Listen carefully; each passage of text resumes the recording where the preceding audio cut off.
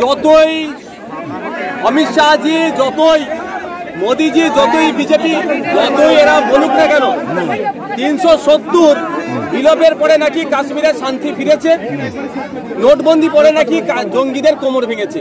দুর্ভাগ্য আমাদের, গত 2 দিন আগে যে বর্বরোচিত আক্রমণ হয়েছে, সন্ত্রাসবাদী আক্রমণ হয়েছে, সেটাকে আটকাতে এই মোদি অমিত শাহজির দ্বারা যে বিজেপি সরকার চলছে সম্পূর্ণরূপে ব্যর্থ হয়েছে। কাশ্মীরের মানুষ রাস্তায় নেমেছে, যে সন্ত্রাস সংগঠিত হয়েছে এর বিরুদ্ধে নেমেছে। এটা আমাদের প্রত্যেকের জন্য একটা পজিটিভ।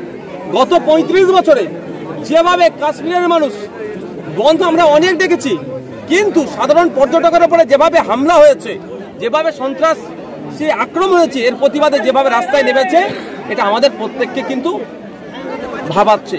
কিন্তু দুর্ভাগ্যের বিষয়, এই হামলাকে কেন্দ্র করে ধর্মীয় বিভাজনে ব্যস্ত কেন্দ্রের বিজেপি সরকার যেমন এবং বিভিন্ন জায়গায় বিজেপিরা, কিন্তু সাধারণ মানুষকে এই প্রশ্ন তোলার মাইন্ডকে ডাইভার্ট করে দিচ্ছে যে ওখানে বিভিন্ন লেয়ারের সিকিউরিটি থাকে, তারপরেও কিভাবে দীর্ঘক্ষণ ধরে ওখানে সন্ত্রাসী কার্যকলাপ চালালো ওই সমাজ বিরোধীগুলো, মানবতার বিরোধী খুনিগুলো।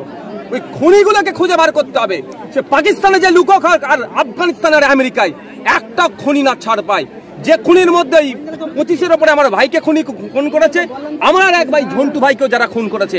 প্রথম কথা হচ্ছে, যারা এই জঙ্গি কার্যকলাপের প্ররোচনা দিচ্ছে তাদেরকে খুঁজে বার করে ছাড়লে হবে না। কোন দেশ থেকে হচ্ছে, কি দেশের মাটি থেকে কেউ যোগান দিচ্ছে, সেটাও খুঁজে বার করতে হবে। সেটা দ্বিতীয় কথা যেটা হচ্ছে যে অনেক পরিবারের লোক তার জায়গা থেকে ঠিক বলেছে রাজনীতি করার সময় নয়। আমি একজন রাজনৈতিক নেতা হিসাবে বলতে পারি, এখনই সরকারকে চেপে ধরার সময়, যে এর পরে না কোনো ঘটনা ঘটে। সরকার যদি এখন সজাগ হয়, প্রশাসনকে যদি সজাগ করে, পরবর্তীতে এরকম ঘটনা ঘটবে না।